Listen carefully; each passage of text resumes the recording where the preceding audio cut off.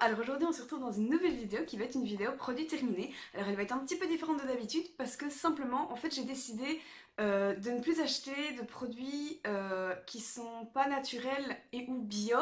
Je pense que bio c'est déjà très bien. Et puis si je ne prends que des produits naturels, je vais avoir du mal à me trouver des soins et du maquillage. Enfin bref, du coup tous les produits que je vais vous montrer aujourd'hui, je n'en rachèterai aucun parce que ceux-ci, il y a tous du chimique dedans ou du non bio, enfin bref. Je vais quand même vous donner mon avis dessus, voir s'ils étaient bien, s'ils étaient pas bien. Je vais être honnête, je ne vois pas pourquoi je boycotterais des produits alors qu'ils sont bons, même s'il y a du chimique dedans, parce que tout le monde ne fait pas le même choix que moi, donc ça peut quand même en intéresser. Sur ce, je vous laisse avec la suite de la vidéo, c'est parti. Donc le premier produit que j'ai à vous présenter, c'est cette crème de chez Kiko. Donc c'est une crème qui était sous forme de gel, si je me souviens bien, ça fait un moment que je l'ai terminée. Son odeur était vachement sympa, évidemment pas très naturelle, mais ça je vais le dire pour tous les produits. C'était surtout une crème en fait donc pour les peaux grasses et faite pour briller moins pendant la journée.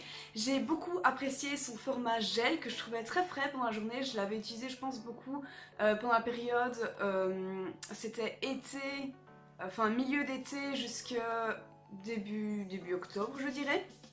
Et elle était chouette. Sauf que son effet anti-brillant ne fonctionnait juste pas, du moins pas sur ma peau, donc j'ai une peau pour rappel mixte à grasse, donc j'ai la zone T qui brille, donc tac tac, et également ici aux ailes du nez.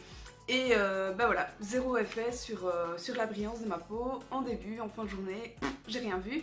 Donc même si c'était un produit naturel, je ne le rachèterai pas. Ensuite on a ce petit échantillon, c'est pas un échantillon, c'est juste un format mini pour les cadeaux de chez Rituals. C'était une huile pour le corps, donc ça c'est une nouvelle gamme il me semble, c'est Ritual of Sakura. C'était sympa à utiliser, quoique vite vidé. Bon ok c'était un petit flacon mais quand même. Et alors, il y a un truc qui m'a dérangé avec ce produit, et j'ai un deuxième produit de la même gamme, c'est pareil, c'est que l'odeur, oui elles sont bonnes, mais elles sont beaucoup trop fortes. C'est agréable, mais tu sens que c'est trop pompon quoi, franchement l'odeur est beaucoup trop forte. Du coup bah c'était un chouette produit qui ma foi hydratait et j'avais la peau douce après. Mais par contre l'odeur était beaucoup trop forte. Ensuite il y a cette poudre de chez LA Girl de la gamme Pro Face qui était chouette, donc elle est teintée. En fait ce que j'ai beaucoup aimé c'est qu'il y a un petit miroir ici et il y a même une petite, une genre de petite éponge ou houppette. Bon finalement c'est pas très utile, mais c'est quand même chouette parce que si tu veux te maquiller à la va-vite, t'as ce petit miroir avec, c'est pratique. Et donc la poudre en elle-même, elle était la bonne teinte, donc ça super cool. Elle ne donnait pas trop de pigmentation par rapport à la première couche de fond de teint qu'on a déjà. Oui, la poudre matifiait bien. Maintenant, je pense que ma peau regresse simplement un petit peu trop vite et elle ne suffisait pas, style après 2 à 4 heures, ce qui est peu, ma peau rebrillait déjà, donc bon, elle restait chouette quoi, mais... Ensuite on a ce produit qui n'est pas totalement terminé, il en reste un petit peu mais je vais bientôt le finir donc je le mets déjà ici. C'est un shampoing sec de la marque Baptiste, j'en ai beaucoup acheté, on les voit souvent dans mes produits terminés, ils sont chouettes. Le blush je crois que je l'avais jamais essayé, je l'ai beaucoup apprécié, il me laisse pas de résidus blancs dans les cheveux, j'ai pas d'effet poisseux pendant toute la journée, ça camoufle bien le léger gras qui arrive. Je l'utilise beaucoup moins ces temps-ci et je pense que c'est parce que j'ai changé de shampoing. Je vous ai parlé de mon dernier shampoing dans ma dernière vidéo routine de soins simplement. Et donc il était chouette, il est pratique, mais maintenant j'en fais beaucoup moins d'utilisation parce que simplement mon shampoing est meilleur. Ensuite, il y a ce fond de teint de la marque Kiko, il y en aura un deuxième après. Il s'appelle Universal Fit, donc je l'ai pris parce que il est hydratant. Et alors à ce moment-là, même si j'ai une peau mixte, ben, j'avais la peau sèche, du coup j'avais envie de ce petit fond de teint. Il me semble qu'au moment où je l'ai acheté, il était en solde.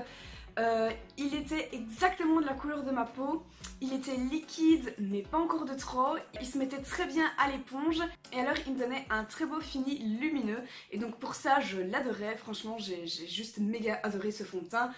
Par contre ben, c'est sûr qu'il était hydratant et qu'il donnait un effet lumineux, donc pour une peau mixte à grasse c'est pas l'idéal, ben, je poudrais un peu plus mais même s'il n'était pas exactement pour mon type de peau, je l'ai adoré, je trouvais qu'il donnait un effet naturel. Franchement top. Ensuite on a ce correcteur de chez Catrice, donc le camouflage que j'utilise depuis des mois mais j'ai même envie de dire des années, au moins 2 ans je pense. Je l'adore, vous le savez, sauf que je vais arrêter de l'utiliser, oui oui. Sa couvrance est toujours très bonne, très lumineux, il s'étale très bien, mais il n'est absolument pas naturel, il y a beaucoup trop de chimiques dedans à mon goût, et donc du coup je suis à la recherche d'un très bon anti-cerne bio et ou naturel. Si vous en connaissez, dites-le moi parce que j'adorais celui-là, c'était clairement mon correcteur préféré, mais il faut vraiment que je le change. Du coup voilà, je ne le rachèterai pas à contre-cœur entre guillemets parce que c'est quand même mon choix, mais voilà. Alors ceci je l'ai acheté il y a plus d'un an, c'était chez Essence et en fait c'était deux petits sticks, il y avait un bronzer que j'ai beaucoup apprécié et un highlighter ici, donc en fait voilà, c'était juste un petit embout comme ça. Il était fort petit, enfin vraiment c'était juste le bout qu'on pouvait utiliser, il n'y a pas de petits trous.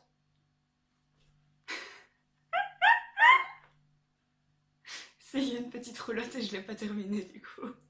Oh la quiche! Ok, je me sens con là, hein.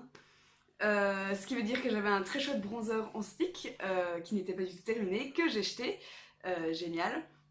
Écoutez, cet highlighter, je l'apprécie beaucoup parce qu'il est très naturel, qui se met facilement dans le coin interne de l'œil et juste en dessous du sourcil. Il est chouette, il est assez neutre mais quand même assez irisé et il y en a encore pas mal du coup. Merci Lily. Ok, produit pas terminé. Ensuite, on a ce mascara que j'ai moyennement apprécié, c'est le Glam Doll de chez Catrice. Donc il est waterproof et en fait, de son effet waterproof, il est extrêmement dur à retirer au démaquillage. Il n'y a que avec le démaquillant, enfin c'est pas un démaquillant, mais avec de l'huile, quand je me démaquille, que j'arrive à vraiment retirer tout le mascara sur mes cils.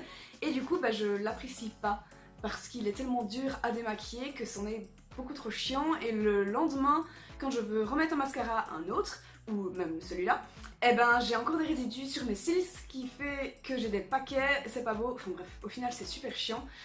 Niveau volume, il était très chouette, sa brosse est plutôt pas mal, par contre niveau longueur je trouve que c'était pas suffisant. Ensuite, un autre correcteur qui est de nouveau de la marque LA Girl, qui est du coup de la même gamme, c'est Pro. En fait c'est la marque Pro, enfin la gamme Pro. Et alors ce correcteur aurait pu être vraiment génial, sauf que je l'ai commandé sur internet et alors c'est pas du tout la bonne teinte, ça se voit extrêmement rapidement. Je me suis trompée en l'achetant, j'aurais dû acheter bien plus clair. Et du coup, je ne le mets pratiquement pas. J'ai essayé 2-3 fois de le mettre, sauf que la couleur est vraiment trop foncée, c'est genre orange. Et du coup, je vous montre quand même l'embout qui n'était pas pratique au final, parce qu'il faut appuyer comme un malade sur le bout ici pour avoir du produit qui sort. Et c'est absolument pas pratique parce que c'est vraiment dur d'en avoir. Et finalement, pour un produit qui n'est pas du tout mon malheur, il m'a été inutile quoi, c'est vraiment dommage. Ensuite, on continue avec ce col de chez Catrice. J'achète pas mal de trucs chez Catrice, tiens. Ça va me faire du bien d'arrêter. Donc ce col, je l'aimais bien parce que c'était une mine contournée. Bon là évidemment il n'y a plus rien, mais voilà. Il était gras mais pas trop, c'est-à-dire que si j'en avais un petit peu en dessous, il ne coulait pas. Et quand j'en mettais au ras de mes cils, en fait je pouvais venir l'estomper pour avoir un faux thread liner. Donc pour ça il était chouette, il était bien intense aussi, ça j'aimais bien.